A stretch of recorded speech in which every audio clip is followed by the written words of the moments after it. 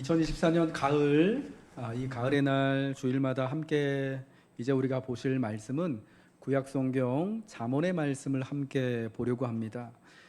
잠언이라는 우리나라 그 말 단어는 가르쳐 훈계가 되는 말, 짤막한 지혜의 말이라는 뜻을 가지고 있습니다. 그러니까 격언이라고 하는 거하고 같은 단어예요. 그러니까 잠언은 지혜의 말을 묶은 책이다라고 말씀드릴 수 있을 것 같아요. 이 잠언의 지혜의 말들, 우리가 보는 성경 잠언 1장부터 31장까지 지혜의 말들에는요, 오래된 격언들과 속담과 수수께끼 등이 하나님이 인생의 학교에 우리보다 훨씬 더 지혜로운 사람들을 통하여서 보여주신 그 지혜의 말씀들로 함께 모아져 있는 것입니다. 잠언은 지혜에 관한 말씀입니다. 그렇다면 이 지혜는 무엇인가라는 것을 우리가 먼저 개념을 정리를 하고 잠언을 살펴봐야 할 것 같아요. 지혜라는 것은 단순히 어떤 사실을 안다는 지식이 아니에요. 그것을 실천하는 능력, 그 아는 것에서 그치지 않고 그것을 그대로 실천하며 행하는 능력을 가리키는 용어가 바로 지혜인데요. 성경은 지혜를 현실을 하나님의 말씀에 비추어서 생각하고 그 말씀에 복종하여 경건하고 값진 삶을 추구하는 능력이다라고 가르쳐 주고 있습니다. 우리가 오늘 본 잠언 1장 1절부터 7절은요, 잠언의 서언, 특별히 잠언의 핵심 말씀이다라고 할 수 있는데 잠언의 목적에 대하여서 말씀해 주고 있습니다. 오랜 세월 동안 이렇게 지혜의 말씀을 모아서 우리에게 전해주는 이 잠언의 목적이 무엇이냐? 한마디로 교육의 목적이라는 거예요. 교훈과 훈계를 하기 위해서. 그래서 이 지혜의 말씀을 듣는 사람들이 하나님 앞에, 인생 앞에 바로 살아가도록 하기 위하여서 주신 말씀이 잠언이 기록된 목적이다라는 거예요. 오랜 세월 동안 지혜의 말씀인 잠언이 전승이 되어지고 전해 내려온 이유에 대해서 2절부터 7절까지 그 잠언의 교육의 목적을 구체적으로 7가지로 알려주고 있습니다. 첫 번째는 지혜와 훈계를 알게 하는 것이고, 명철의 말씀을 깨닫게 하고, 공의와 정의와 정직을 따라 살게 하고, 어리석은 자와 젊은이들을 깨우쳐 성숙하게 만들고, 지혜 있는 사람을, 명철한 사람을 더 지혜롭고 명철하게 하고, 지혜 있는 자의 말과 오묘한 말을 그래서 깨닫게 하고, 그래서 잠언의 궁극적인 목적은 7절에 나와 있는 것처럼 여호와를 경외하게 하는 것, 이것이 잠언의 목적이고 잠언의 교육의 목적임을 잠언의 처음 부분에서 밝히고 있는 것입니다.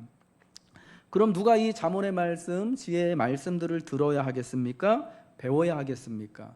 어리석은 자는 슬기롭게 되기 위해서, 젊은 자에게는 지식과 근신함을 주기 위해서, 지혜 있는 자는 듣고 학식을 더하기 위해서, 명철한 자는 지혜를 얻기 위해 잠언을 배우라고 말씀합니다. 그러니까 어리석은 자도, 슬기로운 자도, 젊은이도, 지혜롭고 명철한 자도, 어르신들도 모두가 평생에 걸쳐서 지혜의 말씀을 듣고 배워야 한다라는 것입니다. 그러니까 우리 모두는 일평생에 걸쳐서 지혜를 듣고 하나님 앞에 배우며 살아가야 한다라는 것입니다. 그래서 잠언과 같은 지혜의 말씀에 의하면 우리 모두는 인생 학교에 다니는 학생이라는 거예요. 여러분 모두가 학생임을 믿으시기 바랍니다. 인생 학교의 졸업은 언제냐? 인생 학교를 졸업하는 그 순간까지, 오늘 성가대 찬양이 우리 장례식 때 부르는 찬양인데 오늘 잠언 말씀하고 이런 면에서 아주 의미가 맞는 것 같습니다. 인생 학교를 살아가는 내내, 인생 학교를 살아가는 모두가 다 이 지혜의 말씀을 삶을 통해서, 경험을 통해서, 또 하나님을 예배하는 것을 통하여서, 사람 사이에 또 관계와 살아가는 모습을 통하여서 배워나가야 한다라는 것입니다. 여러분, 우리 교회 학교, 우리 교회에는 또 교회 학교, 주일학교가 있습니다. 그래서 주일학교의 학생들을 보통 어른들은 생각하기에 유치부, 이제 학교를 들어가기 전에 있는 미취학 아동들이나 그리고 유초등부, 이제 막 초등학교 다니는 아이들을 주일학교 학생들이라고 여러분들 보통 생각을 하십니다. 여기서 개념이 조금 더 넓어져서 청소년부, 그러니까 중고등부 학생들도 주일학교 아이들이라고 생각하고, 조금 더 선심을 쓰시는 분들은 청년들도 학생들, 주일학교 아이들이라고 생각을 하는데 사실은 교회에 속한 모두가 다 주일학교 학생인 거예요. 우리도 주일학교 학생인데요. 여러분들도 장년부 주일학교 학생인 거예요. 여러분, 그래서 이 땅에 기독교가 들어오고 나서 교회를 우리식으로 한글로, 특별히 한자로 이렇게 번역을 할 때 교회라고 썼잖아요. 그렇죠? 교회라고 했어요. 철치라고 하는 영어를 교회라고 했는데, 여러분 그 교자가 가르칠 교자잖아요. 교회는 하나님 말씀을 가르치고 듣고 배우는 곳. 그러니까 정말 주일학교가 맞는 거예요. 어린이 주일학교가 있고, 청소년 주일학교가 있고, 청년 주일학교가 교회 안에 있고, 우리 어른들 주일학교가 교회 안에 있어서 매 주일마다 교회로 모일 때마다 예배를 통해서, 혹은 또 교제하는 시간을 통해서, 또 목장의 모임을 통하여서, 양육의 훈련의 시간을 통하여서 하나님의 지혜의 말씀을 듣고 배운다라는 것입니다.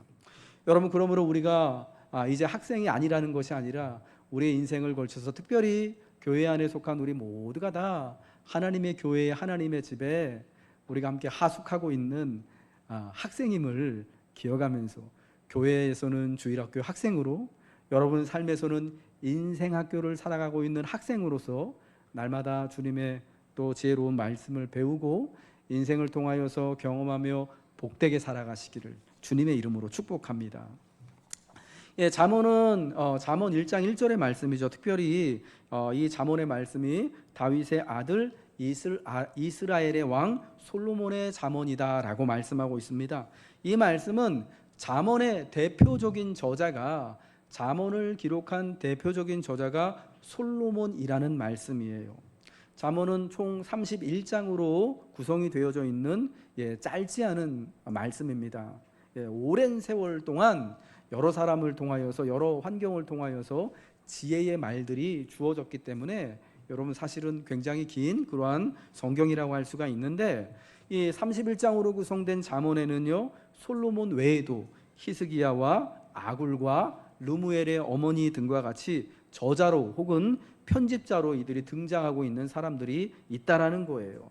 그러니까 솔로몬만이 잠언의 저자가 아니라, 그러니까 솔로몬만이 오래된 그 잠언의 지혜들을 모아서 가르친 교사가 아니라, 잠언에는 히스기야, 솔로몬의 오랜 후에 후손인 히스기야 왕도 잠언의 저자 혹은 편집자가 되어지고, 우리가 이 사람들이 누군지는 모르지만은 아굴이나 르무엘의 어머니와 같은, 여러분 이 사람들은 사실은 이스라엘 사람들은 아니거든요. 이스라엘 사람들은 아닌데 이스라엘 입장에서는 이방인이라고 할 수 있겠죠. 여러분 그 사람들도 하나님의 지혜를 받아서 이 잠언의 말씀을 기록하고 편집했다라고 하는 그런 저자로서 함께 참여를 하고 있는 거예요.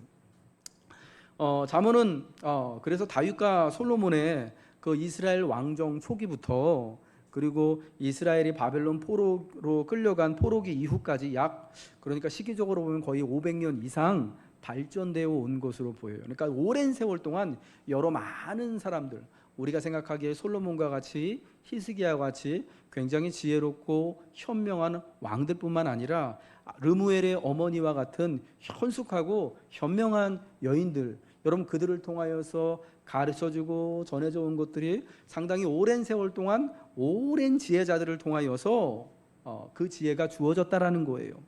여러분 이것은, 지혜는 한 번에 얻어지는 것이 아니라 평생 동안 추구하고 개발되고 그래서 심화되는 것임을 우리에게 알려주는 것 같아요.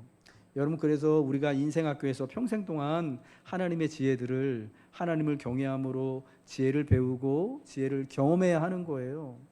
하나님의 집인 이 교회 학교에서 주일학교 학생으로서 평생을 하나님의 말씀을 들으며 하나님의 지혜를 사모하고 추구하며 살아가야 하는 거예요.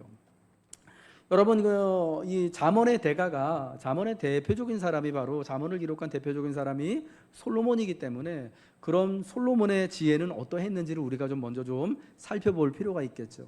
여러분 솔로몬이 하나님 앞에 지혜를 구한 이야기가 열왕기상 3장에 아주 자세하고 재미있게 나와 있습니다. 솔로몬이 왕이 되어지고 그때에 또 예배 처소로 유명한 기브온 산당에서 하나님 앞에 1,000번째의 예배를 제물을 드렸습니다. 1,000마리의 소를 한꺼번에 잡아서 하나님 앞에 번제로 드린 거예요. 근데 그날 밤 하나님께서 솔로몬의 꿈에 나타나시죠.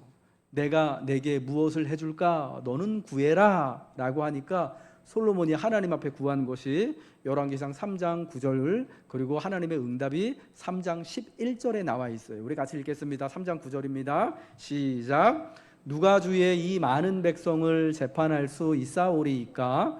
듣는 마음을 종에게 주사 주의 백성을 재판하여 선악을 분별하게 하옵소서. 11절 말씀도 읽겠습니다.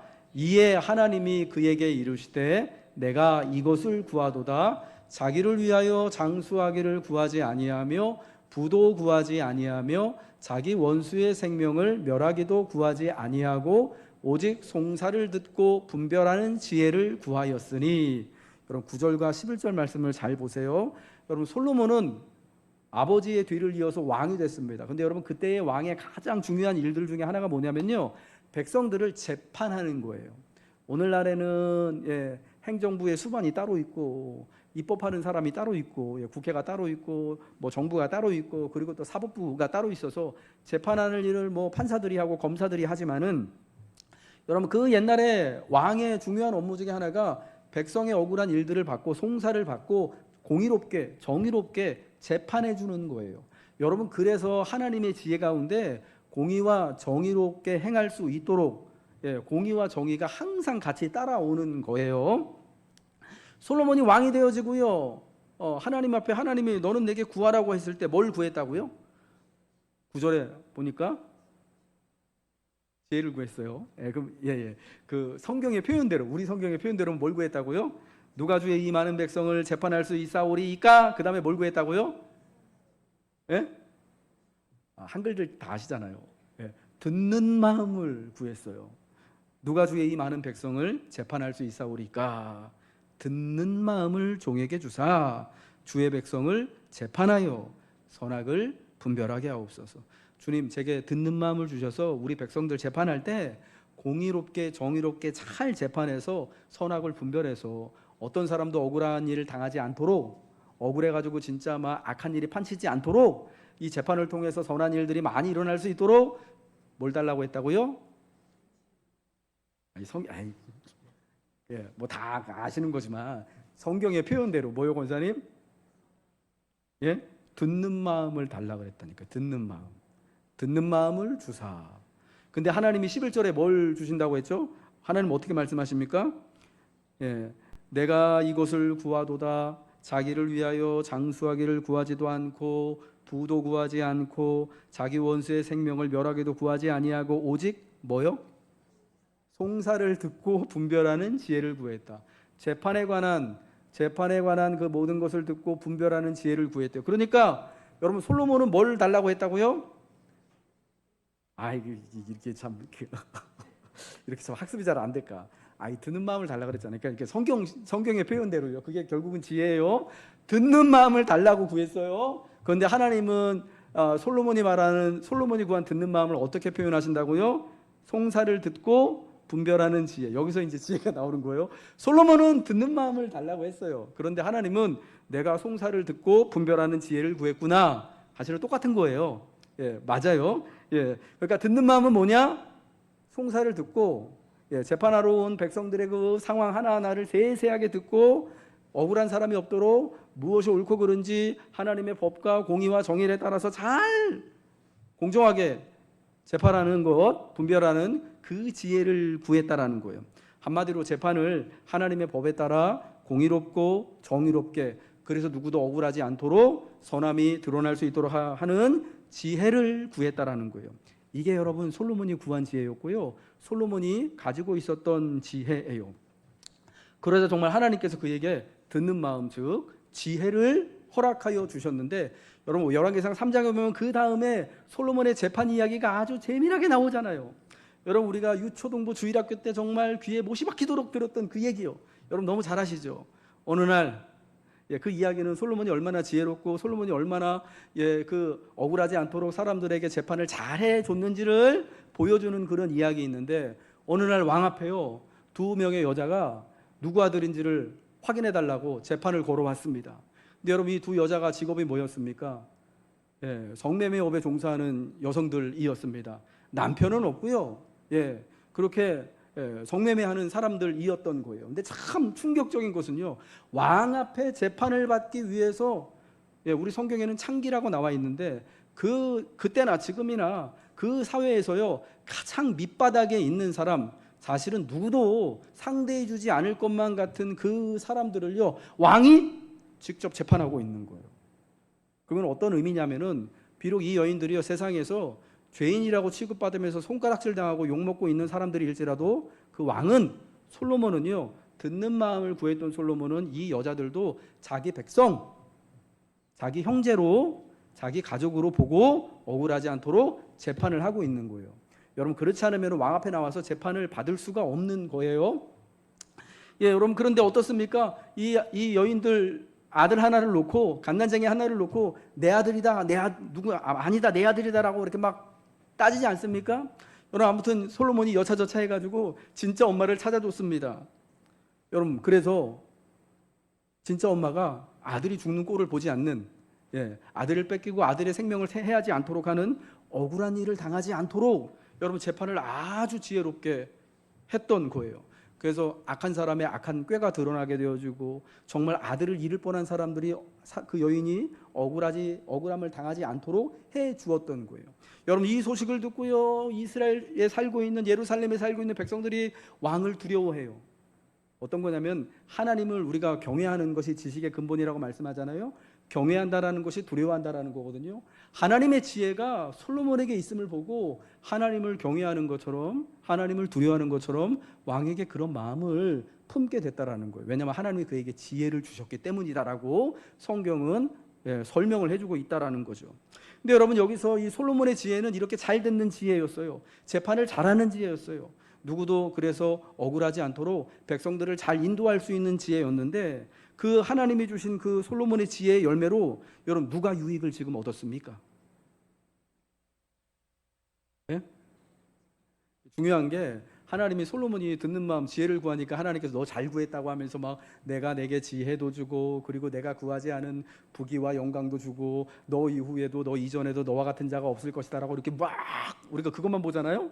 그런데 그 이후에 나오는 이 재판의 이야기를 통해서 여러분, 솔로몬의 그 지혜를 가지고 이 두 여인에 관한, 아들에 관한 그 재판을 해주면서 사실은 누가 유익을 얻게 돼요? 아들을 잃을 뻔한, 억울하게 아들의 생명을 잃을 뻔한 그 여인이 유익을 얻잖아요. 억울한 일을 당하지 않잖아요. 여러분, 여기서 하나님이 주시는 지혜의 열매의 특징이 드러나요. 어떤 거냐? 하나님이 주시는 지혜의 열매의 특징은요, 내가 물론 유익해지겠지만은 나의 유익만을 구하지 않고 내 이익과 유익을 넘어서서 이웃의, 내 형제의 유익을 구하게 하는 것이 하나님이 주시는 지혜의 열매라는 거예요. 여러분, 이것이 세상 지혜하고 반대되어지는 것입니다. 세상의 지혜는 남이 어찌됐든 내가 똑똑하고 유능하기 때문에 내 유익만 추구하면은, 비록 내 이웃이, 형제가, 내 이웃이, 다른 사람들이 손해를 보고 억울한 일을 당하더라도 내 유익만 되어진다면 그게 세상의 지혜라고 보는 거다라면, 하나님의 지혜는, 지혜의 열매는 반대로 나보다 먼저 남을 생각하게 되어지는 거예요. 내가 가진 지혜로 하나님의 정의와 공의를 따라서 듣고 잘 분별함을 통하여서 이 땅에 억울한 일을 당하는 일이 없도록 해주는 거, 그리고 그 함께 그리하여서 그 지혜의 선한 유익을 함께 나누는 것이 하나님이 주시는 지혜의 열매의 특징이었다라는 거예요. 여러분, 그래서 솔로몬이 그러한 지혜를 가지고 이스라엘과 예루살렘을 통치했을 때는요, 어떻게 말씀하고 있냐면요, 이스라엘 백성들이 다 온 이스라엘에서 아름다움과 풍요함을 누리면서 평안하게 살았다라고 말씀하고 있더라고요. 솔로몬이 하나님 앞에 지혜를 구하였더니, 듣는 마음을 구하였더니 하나님이 과연 그에게 지혜를 주셔서, 여러분, 그래서 솔로몬이 진짜 영광을 받고 이렇게 잘 되어졌지만, 그러나 그 궁극적으로 솔로몬의 지혜의 그 열매는 누가 누리냐? 성경에 나오는 그 아들을 잃을 뻔한 그 엄마가 누리고 솔로몬이 다스리던 예루살렘의 사람들, 솔로몬이 다스리던 이스라엘 12지파 이스라엘 백성들이 다 함께 솔로몬의 시대에 평화를 누리고 부유를 누리면서 아름답게 번성하며 살아가게 되었던 거예요.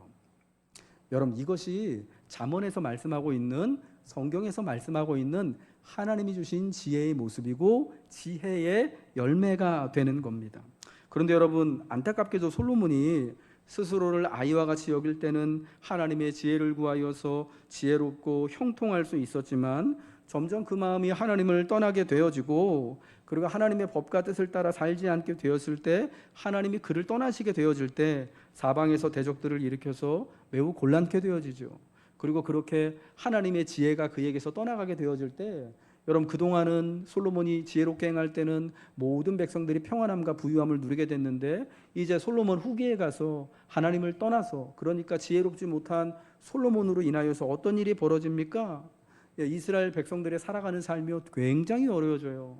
솔로몬 하면 우리가 솔로몬이 예루살렘 성전도 짓고 자기와 자기 부인을 위해서 왕궁도 7년 반 동안 졌고, 오랜 세월 동안 성전을 짓고 왕궁을 지었던 왕이라는 것을 알고 있는데, 솔로몬이 그 건축만 한 게 아니라요, 여기저기 이스라엘의 중요한 곳에다가는요 다 국고성을 지었어요.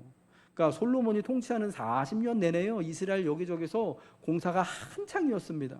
여러분, 그 공사를 누가 데려다가 썼냐면은 전부 다 이스라엘 백성들이요 그거를 노역으로 한 거예요. 세금을 내가면서. 여러분, 그래서 솔로몬 통치 말년에 가면은 이게 너무 힘들어가지고, 여러분, 여로보암이라고 하는 사람이 반역을 일으켜요.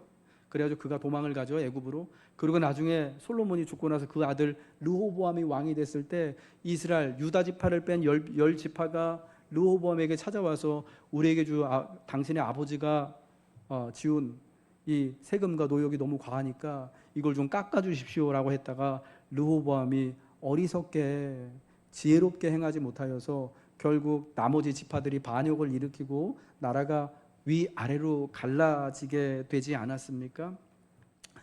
지혜로운 하나님의 하나님의 지혜를 떠나 있던, 하나님이 떠나서 또 이제 하나님의 지혜가 없던 솔로몬의 후반기가 여러분 그러했다라는 거예요. 자기 자신도 매우 괴롭고 어려웠을 뿐만 아니라 자기가 다스리는, 듣는 마음을 주셔서 하나님 송사를 분별할 수 있는 지혜를 가지고 살지 못하게 되어지니까 오히려 백성들에게 힘든과 어려움과 또 이렇게 괴로움을 부과하는 왕이 되어질 수밖에 없었던 거예요.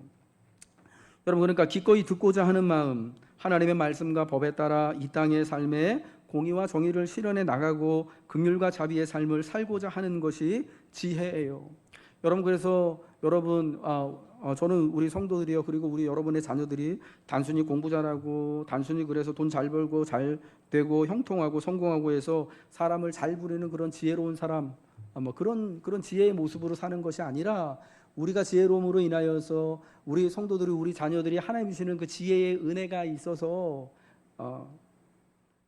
하나님을 잘 경외하고, 그리고 그것이 또 외적으로 발현되어져서 우리의 이웃들이, 형제들이, 그리고 여러분이 섬기는 교회가 다 함께 유익과 선을 이루는 이런 그런 은혜를 누리시기를 저는 주님의 이름으로 축복합니다. 이것이 오늘 우리가 구하고 우리가 바라야 하는 하나님의 지혜의 모습인 거예요.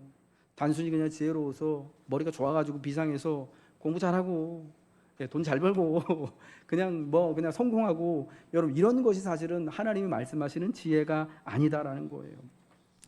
이제 잠언서는요, 잠언서 31장에 사실은 가장 핵심적인 말씀, 지혜 중에 지혜를 1장 7절에서 말씀하고 있습니다. 우리 같이 한번 읽겠습니다. 1장 7절 말씀입니다. 시작.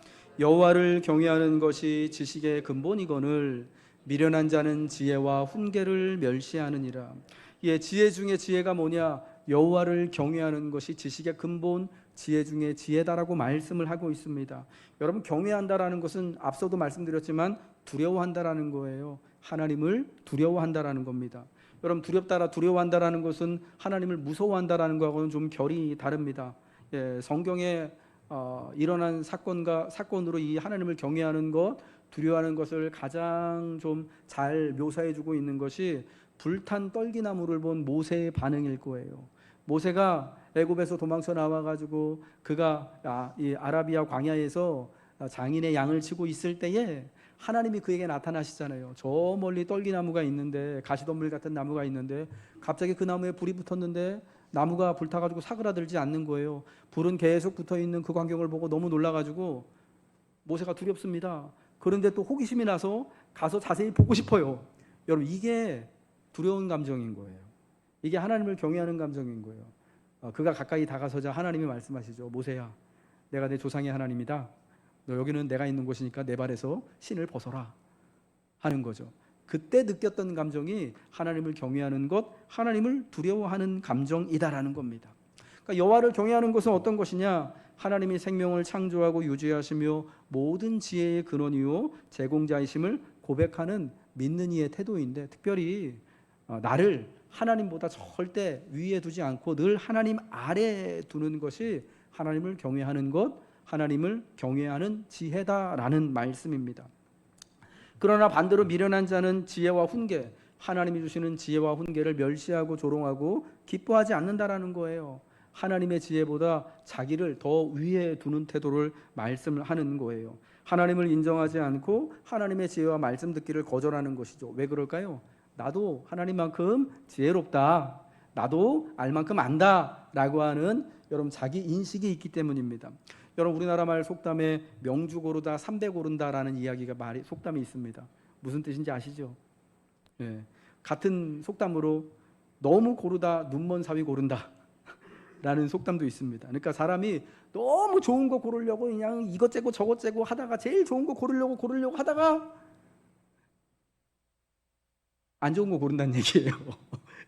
그만큼 우리가 사실은 우리 인지 능력에 이게 좀 불안정성, 부조화가 있다라는 것을 뜻하는 거예요. 제일 좋고 제일 귀한 것을 얻고 싶고 택하는 것 같지만 나중에 결과를 보니까 이게 별로 좋은 게 아니게 되는 것이 사람의 지혜, 사람의 선택이다라는 거예요. 여러분, 창세기 3장에 보면은 이 선악과 이야기가 나오잖아요. 이것이 인간의 지혜와 하나님의 지혜를 선명하게 보여주는 하나의 또 그림이 되어지기도 합니다. 창세기 3장 4절부터 6절의 말씀 우리 같이 한번 읽겠습니다. 시작. 뱀이 여자에게 이르되 너희가 결코 죽지 아니하리라. 너희가 그것을 먹는 날에는 너희 눈이 밝아져 하나님과 같이 되어 선악을 알 줄 하나님이 아심이니라. 여자가 그 나무를 본즉 먹음직도 하고 보암직도 하고 지혜롭게 할 만큼 탐스럽기도 한 나무인지라. 여자가 그 열매를 따 먹고 자기와 함께 있는 남편에게도 주매 그도 먹은지라. 여러분, 이 3장을 보면은 창세기 3장에 뱀이 여호와 하나님이 지으신 들짐승 중에 우리 성경에 가장 간교했다라고 나와 있습니다. 원래 이 간교하다라는 히브리어 단어가요, 두 가지 의미가 있는 거예요. 간교하다, 간사하다라는 뜻하고 지혜롭다라는 뜻이 있어요. 그러니까 들짐승 중에 뱀이 제일 지혜로웠는데, 여러분, 그가 가장 지혜로웠다라는 건데, 그런데 창세기 3장에 나오는 뱀의 지혜는 어떤 지혜냐? 세상의 지혜고요, 속이는 지혜, 사실은 하나님의 지혜와 반대되어지는 지혜라고 우리가 말씀드릴 수 있을 것 같아요. 이게 지혜인 지혜인데 하나님으로부터 멀어지게 하는 거예요. 스스로를 하나님과 같이, 하나님이 그러신 것처럼 선악을 분별하고 하나님이 그러신 것처럼 모든 것을 지혜롭게 보고 분별할 줄 알게 되기를 바라는, 그러니까 하나님보다 스스로를 위에 두고 싶은, 적어도 하나님처럼 되고자 하는 것이 그 지혜의 속성이다라는 거예요. 나를 높아지기만 한다면 거짓말하고 갈라놓고 죽이고 빼앗아도 그것을 지혜롭다고 여기고 그것을 정당하다고 보는 것이 뱀의 지혜예요. 그게 세상 지혜의 모습이다라는 거예요. 여자는 뱀의 말을 듣고 하나님이 금하신 선악을 알게 하는 나무의 열매를 봅니다. 그러니까 보니까 어떻게 보입니까? 먹음직도 하고 보암직도 하고, 그 다음에 뭐라고요? 저게 다 나오잖아요. 지혜롭게 할 만큼 탐스럽기도 한 나무인지라. 우리 항상 우리가 보고 있는 개역개정 성경을 기초로 말씀하시면 되는 거예요. 하나님 밖에서 지혜를 탐하는 여자의 모습, 사람의 모습을 보는 거예요. 뱀에게 속아가지고, 뱀의 거짓 지혜에 속아가지고 저거 보니까 진짜 지혜롭게 할 만큼 탐스럽기도 한 나무처럼 보이는 거예요. 뭔가를 분별할 줄 아는 하나님처럼 될 수 있는 하나님 밖에서 하나님처럼 될 수도 있는 그런 가능성이 막 쟤한테 막 보이는 거죠. 하나님처럼 지혜롭게 되어서 하나님과 같이 되고자 하는 욕망에 눈을 뜨게 되었습니다. 그런데 그것은 거짓 지혜에 속은 결과를 가져오죠. 실상은 여러분 그 열매를 맺게 되자 자기들의 벗은 모습이 드러나서 부끄럽게 보이고, 이전에는 하나도 부끄럽게 보이지 않았는데 상황은 똑같아요. 근데 열매를 먹자마자 이전에는 아무렇지도 않았던 것이 갑자기 부끄럽게 보이고, 그래서 하나님으로부터 스스로를 이 남자와 여자가 숨게 되죠. 하나님을 경외함 없이, 하나님 말씀에 순종함 없이 스스로 지혜롭게 되고자 할 때, 하나님 밖에서 지혜를 찾고자 할 때, 스스로 하나님같이 되고자 했을 때 지혜에 이르지 못하고 오히려 죄와 사망의 한가운데 이르게 되어서 여러분 남에게 책임을 전가하는 그렇게 악한 세상 지혜의 모습. 하나님의 지혜는 이웃으로 하여금 억울한 일을 당하지 않도록 해주는 거라고 말씀드렸잖아요. 이웃에게 내가 가지고 있는 지혜를 통해서 유익을 나눠주는 거라고 말씀드렸는데, 이 선악과를 먹고 이 거짓 지혜에 눈을 뜬 사람들은 어떻습니까? 하나님 이 여자 때문에 제가 먹었어요. 여자한테 핑계를 대고, 여자는 하나님 사실은 저 뱀이 그래가지고 그랬어요 하고 뱀한테 핑계를 대고, 이 거짓 지혜의 열매가 이제 남에게 핑계대고 남에게 책임을 전가하고 하는 것들이 남은 어떻든지 간에 아무튼 나만 이제 면피하려고 하는, 남은 이렇게 좀 고생하더라도 나는 좀 유익을 얻으려고 하는, 여러분 그런 거짓 지혜의 모습들, 세상 지혜의 모습들이 막 드러나게 되는 거예요. 여러분 그 결과가 뭡니까? 결국은 하나님의 준엄한 심판을 받고 그 생명이 있는 에덴 동산에서 쫓겨남을 당하게 돼서 죄와 사망의 한가운데에 이르게 되었던 거예요. 이 사랑하는 성도 여러분들, 지혜는 하나님이 주시는 선물입니다. 우리가 스스로 사실은 하나님 밖에서 지혜를 가질 수 있는 것이 아닙니다. 지혜는 사실은 내가 스스로 소유할 수 있는 것이 아니죠. 내 능력 중에 하나가 아니라는 말씀이에요. 그래서 배워야 하는 것이고요. 그래서 하나님으로부터 얻어야 하는 거예요.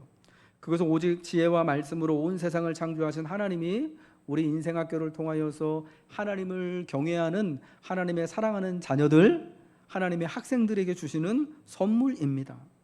누구에게 지혜의 선물을 하나님이 주시겠습니까? 여호와를 경외하며 그 말씀에 순종하며 살아가는 이에게, 매 순간 하나님의 지혜와 말씀에 의지하여 참됨과 거짓을 옳게 분별하고 하나님의 뜻대로 이 세상에서 공의와 정의를 이루어 긍휼과 자비의 마음을 품고 살고자 할 때, 하나님의 베푸신 지혜를 가지고 나뿐만 아니라 내 형제들도 이웃도 우리 교회도 유익하게 하고자 하는 이에게 하나님은 이 지혜를 인생을 통해서 선물로 허락해 주시는 것입니다.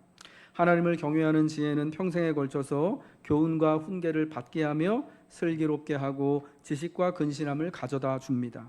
지혜로운 이도 어리석은 이도 젊은 이도 어르신들도 평생을 통해 하나님을 경외하는 지혜를 따라 살고 그 지혜, 하나님을 경외함을 배워야 합니다. 하나님을 경외하는 지혜를 사모하시길 축복합니다. 하나님이 주시는 지혜와 훈계를 따라 사시기를 축복합니다. 여러분의 인생학교에서 언제나 지혜롭게 행하며 그리하여 승리하는 이들이 되실 줄로 믿습니다.